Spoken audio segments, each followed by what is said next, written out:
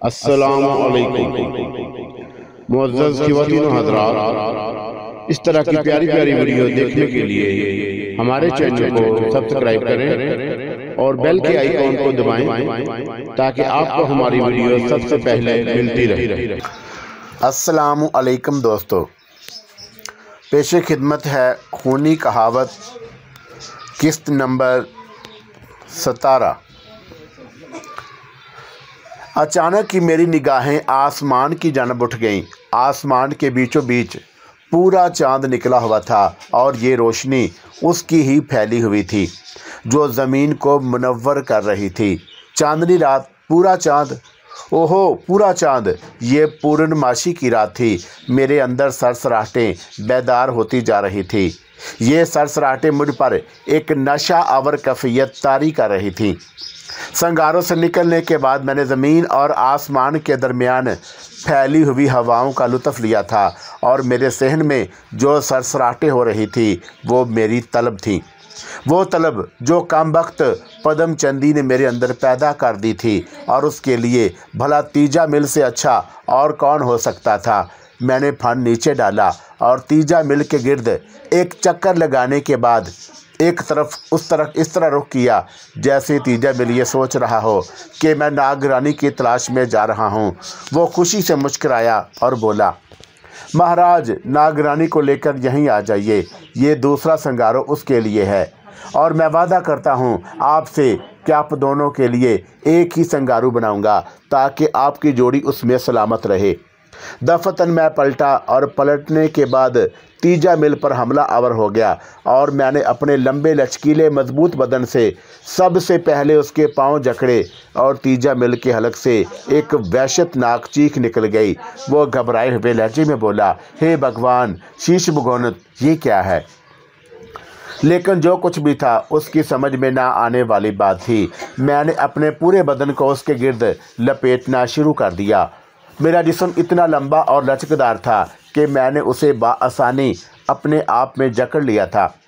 तीजा मिल के हलक से वहशतनाक चीखें निकल रही थी और उसकी गर्दन की रगें फूल गई थीं। भला मेरे लिए इससे ज़्यादा दिलकश मंजर और कौन सा हो सकता था।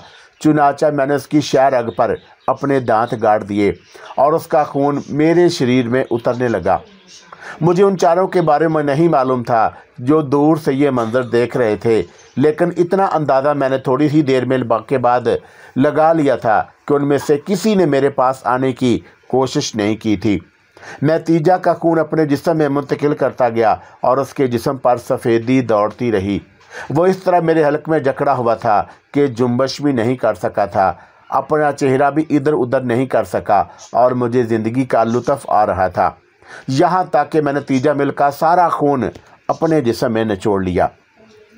तनुमंद और ताकतवर तीजा मिल के खून ने मेरे वजूद में एक फ़रत अंगेज़ कैफियत पैदा कर दी।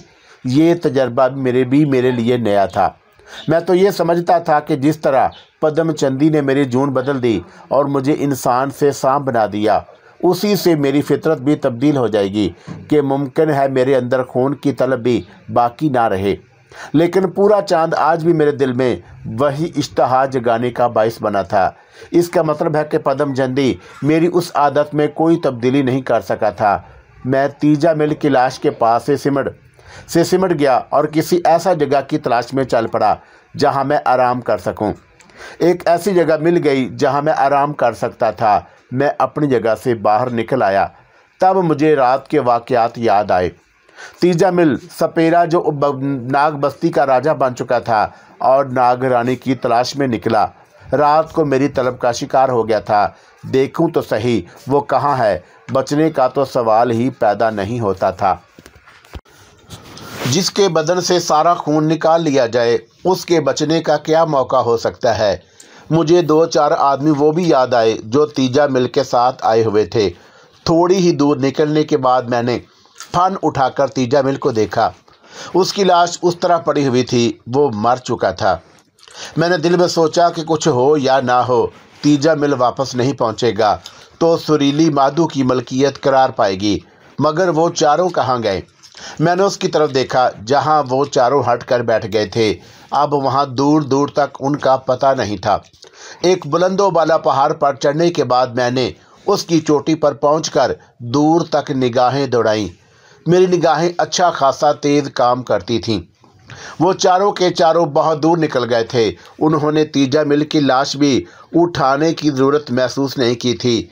यकीनी तौर पर वो कबीले की जन्म चले गए होंगे। अब उस वक़्त यही बेहतर था कि वो अपने कबीले में जाने के बाद वहाँ मौजूद लोगों को ये इतला दें कि तीजा मिल अब इस संसार में नहीं है।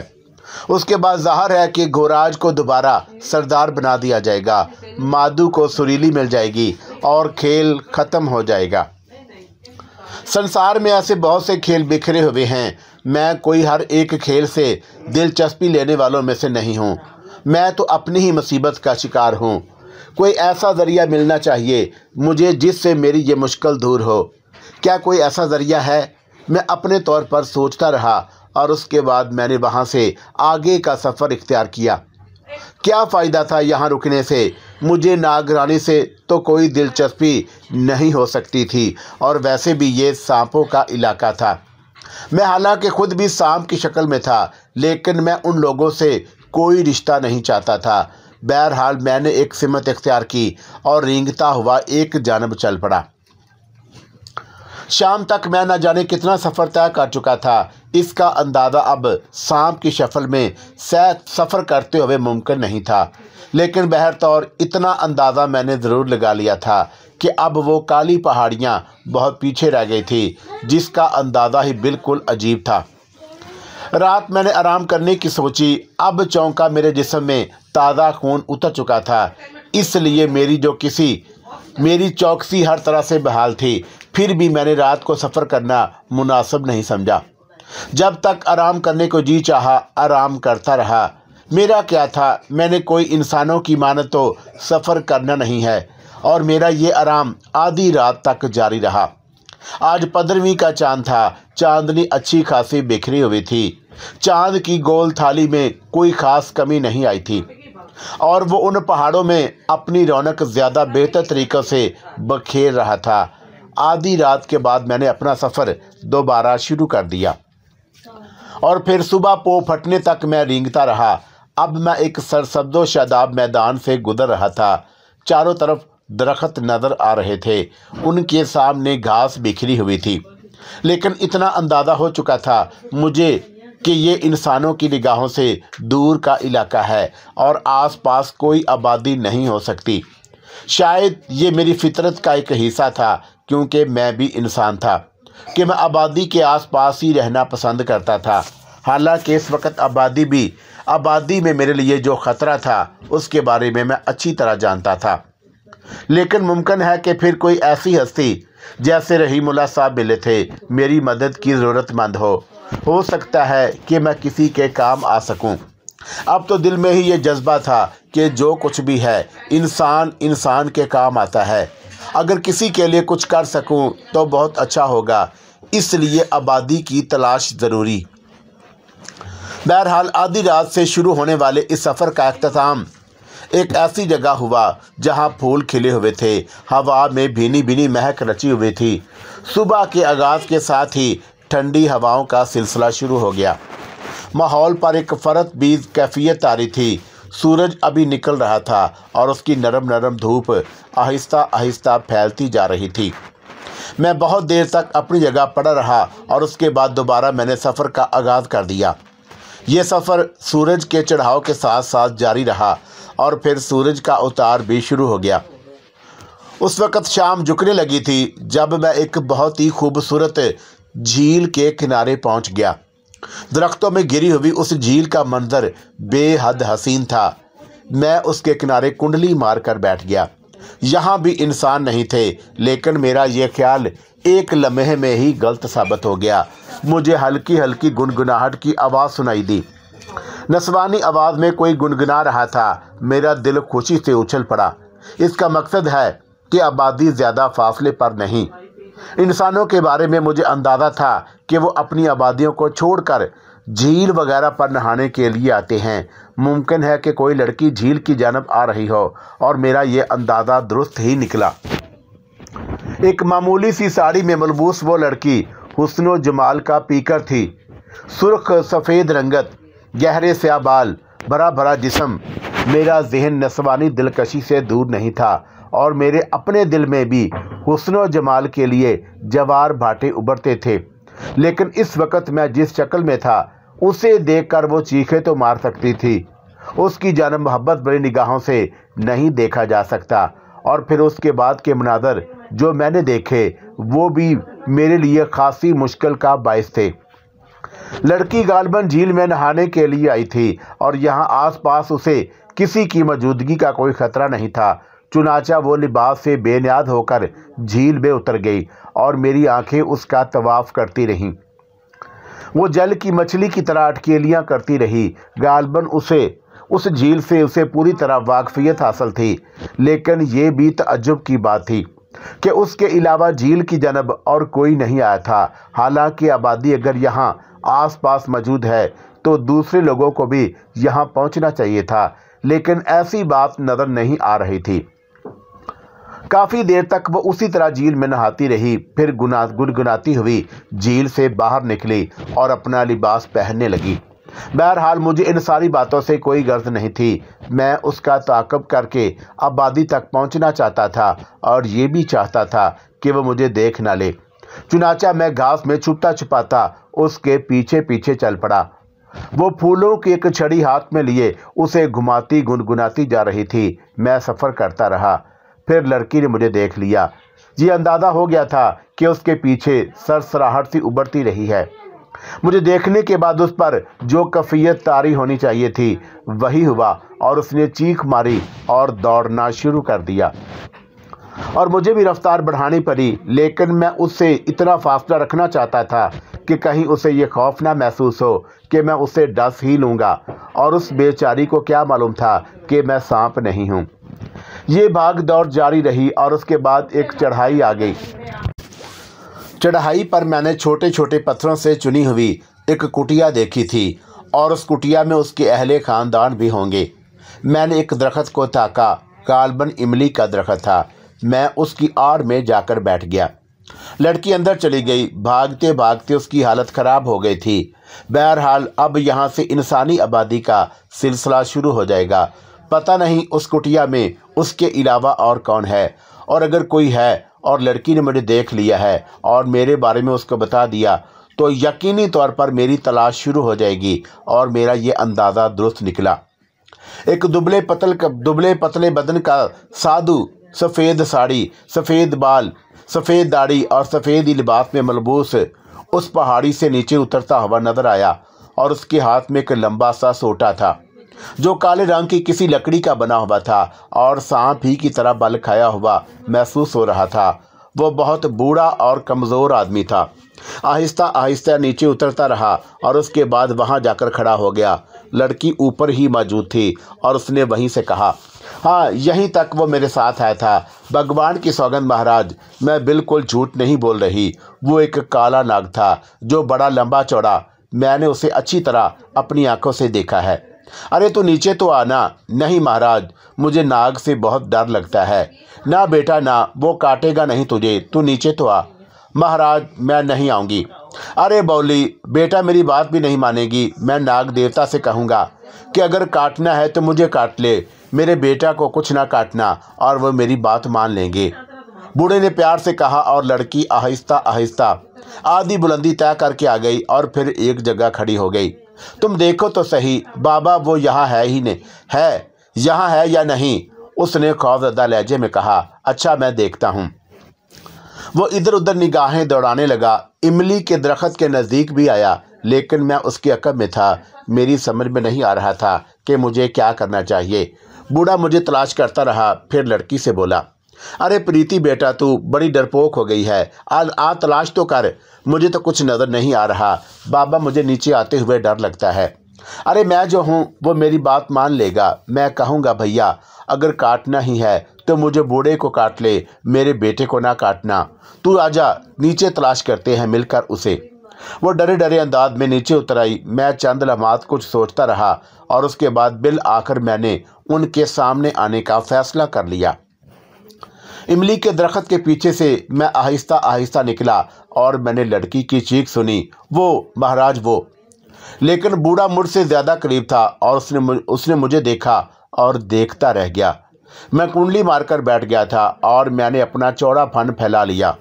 बूढ़े ने एक हाथ से पीछे इशारा किया। शायद वो लड़की को वहीं रुक जाने के लिए कह रहा था। लड़की फटी फटी निगाहों से मुझे देख रही थी और बूढ़ा अजीब सी नज़रों से। बहुत देर तक वो मुझे देखता रहा और फिर वो मेरे सामने दो जानू होकर बैठ गया। कुछ देर तक बिल्कुल खामोशी तारी रही और फिर बूढ़े ने नरम लहजे में कहा, हम बहुत मामूली आदमी हैं महाराज, कुछ नहीं जानते इस संसार के बारे में, पर भगवान ने थोड़ा सा ज्ञान दिया है हमें। हमारा ज्ञान ये बताता है कि तुम वो नहीं हो जो नज़र आ रहे हो। क्या हमें ये बताओगे भगवान कि तुम कौन हो और यहाँ क्यों आए हो?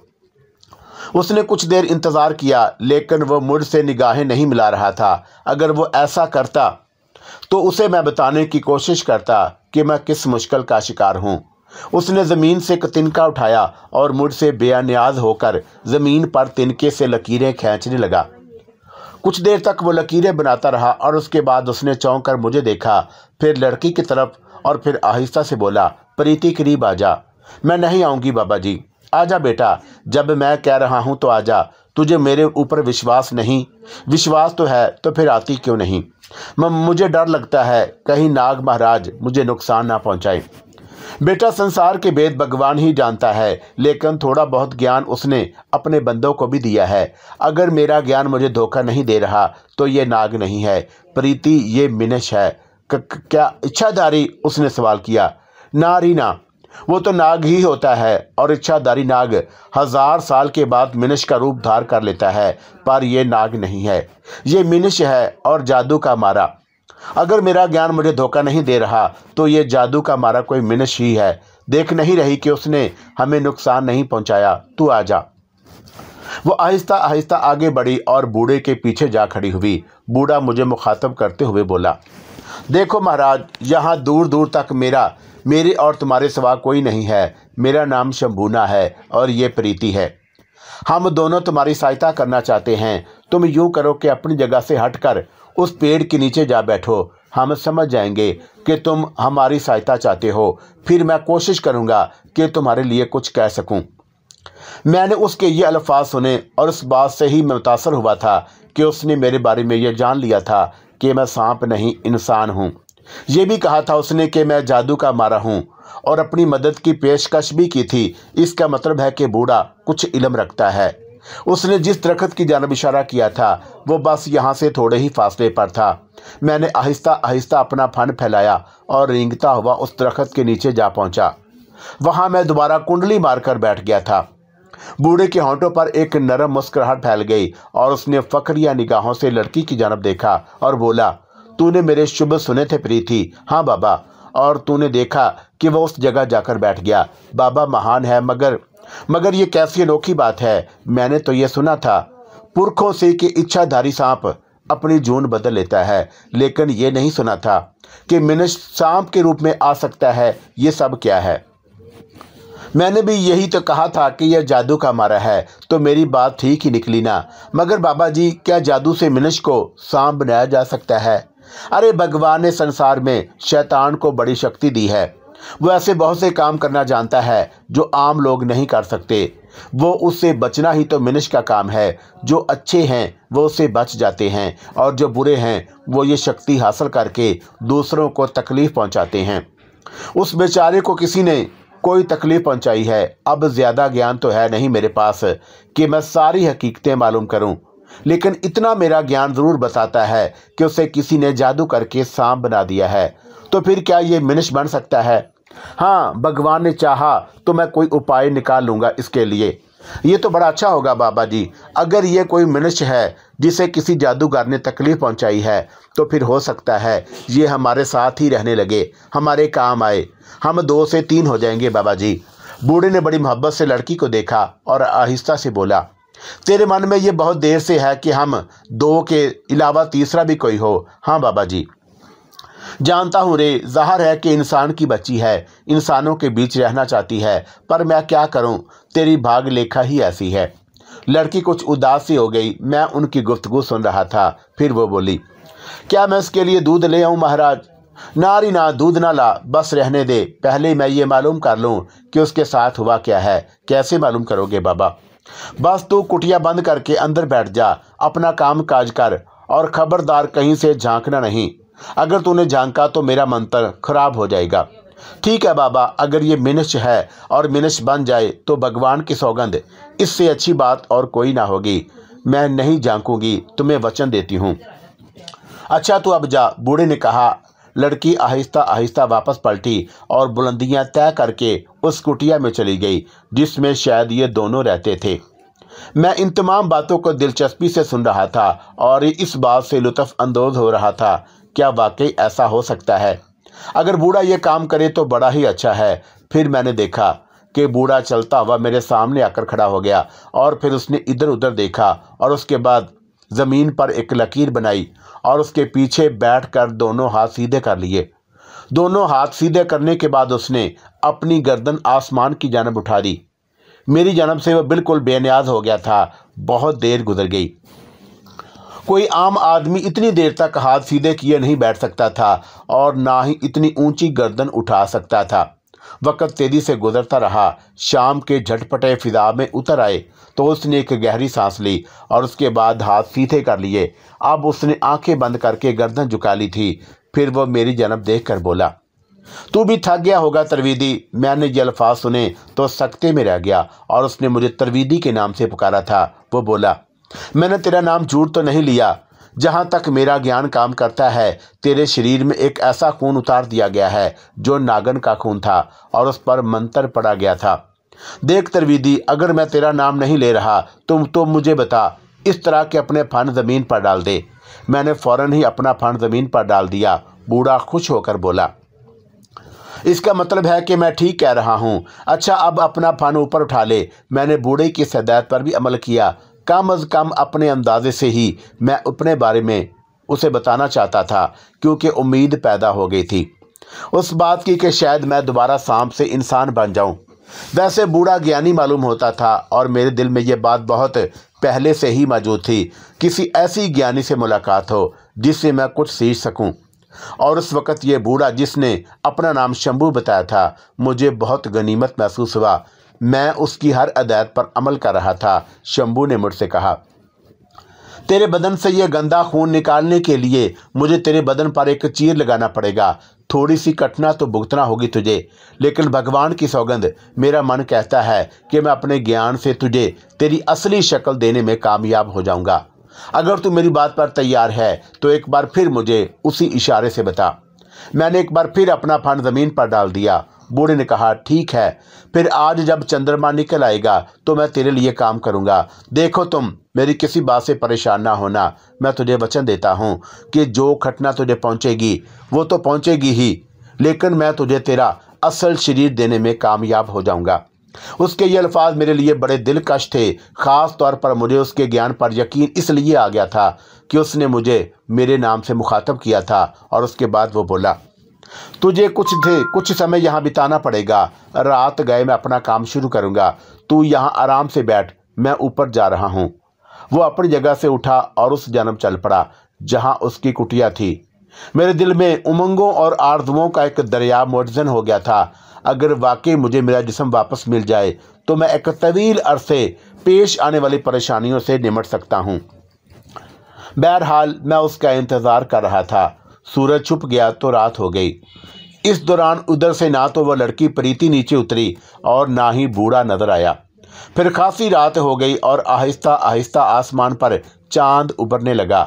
बूढ़े ने लाजमी तौर पर लड़की को कुछ तफसीलात बता दी थी, क्योंकि इस बार जब वो अपनी कुटिया से बरामद हुआ तो लड़की भी उसके साथ थी। उन्होंने हाथों में कुछ चीज़ उठाई हुई थी। भानमती का ये पटारा एक जगह रख दिया गया। मैं वहीं दरख्त के नीचे मौजूद था। फिर बूढ़े ने दरख्त के एक शाख से एक रस्सी बांधी और उसमें कई फंदे लगाए। ये फंदे लगाने के बाद वो लड़की की मदद से दरख्त के नीचे छोटे छोटे लकड़ियों के टुकड़े जमा करने लगा। उसने छोटे छोटे पत्थरों का एक दायरा भी बना दिया था और लकड़ी के टुकड़े उसी दायरे में रख रहा था। बाद में उसने लकड़ियों पर कोई सफूफ छिड़कर आग लगा दी और लकड़ियों से शोले उठने लगे। मैं खामोशी से बूढ़े की यह कार्रवाई देख रहा था, लड़की भी इस कार्रवाई में बराबर की शरीक थी। उसने कई बार सहमी निगाहों से मेरी जानब देखा था और उसकी इन हसीन आंखों में हैरत और खौफ की चमक साफ देखी जा सकती थी। लड़की बिलाशुबा लाखों में से एक थी और उस जैसा हुस्न कम ही देखने को आता है, लेकिन यह भी इत्तेफाक ही था कि मेरी निगाहों में एक से एक हसीन चेहरा आ टपका था।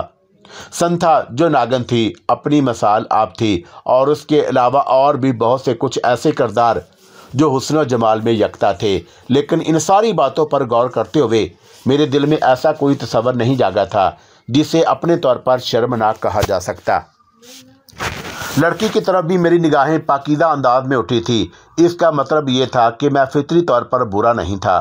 ये अलाव जलता रहा और फिजा में काफ़ी तपश पैदा हो गई। तब बूढ़े ने कहा, बस प्रीति, तेरा काम अब ख़त्म, तू अब जा। नहीं बाबा, मैं यहीं रहूँगी, प्रीति ने लाड से कहा। बार बार बच्चों की तरह जिद करने लगती है। ये तो अभी बच्ची है और बेटा ये तेरे देखने की चीज़ें नहीं हैं। जादू मंत्र के फेर ज़रा अलग ही होते हैं और इनमें ना जाने कैसी कैसी शक्तियों से काम लिया जाता है।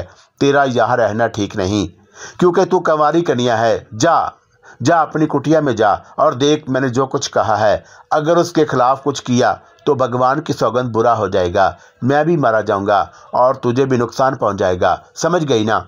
हाँ बाबा, और वैसे भी जो वचन मैं तुम्हें देती हूँ कभी उसके खिलाफ किया है आज तक मैंने? अरे तेरे बारे में ये बात अच्छी तरह जानता हूँ कि तू वचन की पक्की है, मगर बेटा ये मसला ऐसा है कि मैं तुझे रोक नहीं सकता। अगर रोक सकता तो ज़रूर रोक लेता, भला मेरा क्या जाता अगर तू यहाँ बैठ जाती तो। अच्छा बाबा, मैं जा रही हूँ, लड़की ने कहा। ठीक है, तू जा। और फिर मेरी तरफ देखकर बोला, मैं बहुत कमज़ोर और नातवा आदमी हूँ तरवीदी, जो कुछ मैं कर रहा हूँ मुझे करने देना और जिस तरह भी मैं चाहूँ मेरी सहायता करना। देखो मैं तुम्हें इन रस्सियों में इस आग के ऊपर लटका दूंगा। थोड़ी सी जलन ज़रूर महसूस होगी तुम्हें, मगर बर्दाश्त कर लेना। मैं दिल ही दिल में हंसा, भला आग से मुझे क्या जलन हो सकती है? अगर बूढ़ा इस आग में मुझे जला भी दे तो मेरा क्या बिगड़ेगा? बूढ़े ने आगे बढ़कर मुझे अपने हाथों में उठाया। मेरा वज़न अच्छा खासा था क्योंकि बूढ़ा बड़ी मुश्किल से मुझे उठा पाया था और फिर उसने मुझे दुम की जानब से उन रस्सियों में बांध दिया और बोला, अपने शरीर को रस्सियों में संभाले रखना, कहीं लचक में आकर आग में ना गिर पड़ना। मैंने अपनी दुम को रस्सियों में लपेट लिया। बूढ़े ने मेरी यह हरकत देखी और उसके होंठों पर मुस्कुराहट फैल गई और फिर वह मुतमिन अंदाज में गर्दन हिलाकर बोला, जब तुम मेरे साथ तावन कर रहे हो तरवीदी महाराज, तो भगवान की सौगंध मुझे पूरा पूरा यकीन है कि मैं अपनी कोशिश में कामयाब हो जाऊंगा। मैं आग के ऊपर लटक गया था। बूढ़े ने आग में कुछ चीज़ें पढ़ कर डाली और ये गालबन दाल के दाने थे और भी कुछ चीज़ें थी जो सुर्ख सुर्ख सी थीं। आग के शोले आहिस्ता आहिस्ता ऊपर उठ रहे थे और आग खूब दहक चुकी थी। बूढ़े ने कुछ मंत्र पढ़ना शुरू कर दिया और उसके बाद उसने अपने लिबास से एक छुरी निकाली और छुरी हाथ में लेकर आंखें बंद करके वो मेरी तरफ बढ़ा और उसके बाद उसने छुरी की नोक मेरे जिस्म में दाखिल कर दी। वो मेरे पूरे बदन को नीचे तक चीरता चला गया। बेशक मुझे उसके इस अमल से तकलीफ़ हुई थी, लेकिन अब ऐसी भी नहीं कि मैं उसे बर्दाश्त ना कर सकूं। अलबत्ता मैंने अपने बंद से खून की बूंदें टपकती हुई देखी थी और मेरी आंखें खुली हुई थीं और मैं बूढ़े का ये अमल देख रहा था। खून की बूंदें आग में गिरने लगीं और आग से नीली नीली शुआएं बुलंद होती रहीं। बूढ़े के बाद मैं तशन्नुज की सी कैफियत पैदा हो गई थी। मेरे जिस्म पर जख्म लगाने के बाद उसने अपनी दोनों मुट्ठियां भींच लीं और अजीब सी हैजानी कैफियत में नजर आया और फिर मैंने उसके बदन को कांपते हुए देखा। मुझे यूं लगा कि जैसे वो किसी नादीदा कुव्वत से लड़ रहा हो और कई बार उसका बदन इधर उधर मुड़ता हुआ नजर आया और उसके बाद वो पालती मारकर बैठ गया। उसने अपने दोनों हाथ सीधे करके अपनी हथेलियां ज़मीन से निकालीं और वह ज़मीन इस तरह मुट्ठी से पकड़ लिया था जैसे गिरने से बचना चाहता हो। मेरे बदन से खून की जो बूंदें नीचे गिर रही थी उनका रंग अजीब अजीब हो रहा था और मुझे यूँ महसूस हो रहा था जैसे मेरे अंदर का बोझ हल्का होता जा रहा हो। ये एक अजीबोगरीब अमल था जो काफ़ी देर तक जारी रहा और उसके बाद मुझे अपने पैरों में चुभन महसूस होने लगी। मैंने थोड़ी सी गर्दन पलट कर ऊपर देखा तो ये देखकर हैरान रह गया कि उस रस्सी में जहां मैंने अपने दुम का फंदा लगाया हुआ था मेरे दोनों पांव फंसे हुए हैं। गोया मैं इंसानी शक्ल में आ गया। मैंने हैरान निगाहों से अपने हाथों को देखते हुए उन्हें जुम्बश दी, अपने बदन को छुआ। बेशक अब भी मेरे बदन से खून रस रहा था, लेकिन मेरा जिस्म वापस मिल गया था। कैफ और सरूर की एक कैफियत मेरे जिस्म में उठी। ये तकलीफ़ तो कुछ भी नहीं है जो मुझे हो रही है, ना ही मुझे उस जख्म की परवाह थी। बूढ़ा खामोशी से पालती मारे और आंखें बंद किए बैठा हुआ अपना मंत्र पढ़ रहा था। फिर चांद आधे से ज़्यादा सफ़र तय कर चुका तो मेरे बदन से खून की बूंदें गिरना बंद हो गईं। आग अब भी उसी तरह दहक रही थी। गालिबन बूढ़े ने किसी खास वक़्त का तयन कर लिया था, क्योंकि उसके बाद उसने आंखें खोलकर मुझे देखा और अपनी जगह से उठ खड़ा हुआ और उसके बाद वो दोनों हाथ ज़मीन पर रखकर सजदे में गिर गया। उसके मुंह से खुशी भरी आवाज़ें खारिज हुई। कुछ देर के बाद उसने जल्दी जल्दी इधर उधर देखा और फिर अपनी जगह से पानी की भरी हुई बाल्टी उठा लाया। ये बाल्टी उसने आग पर उंडेली और मुझसे बोला, तरवीदी महाराज, मेरे कंधों पर हाथ रख लीजिए, मैं आपके टांगों को खोलने जा रहा हूँ। अगर तुम चाहो तो मैं अपनी सारी रस्सियाँ तोड़ सकता हूँ, नहीं इस तरह आप सर के बल नीचे गिर जाएंगे।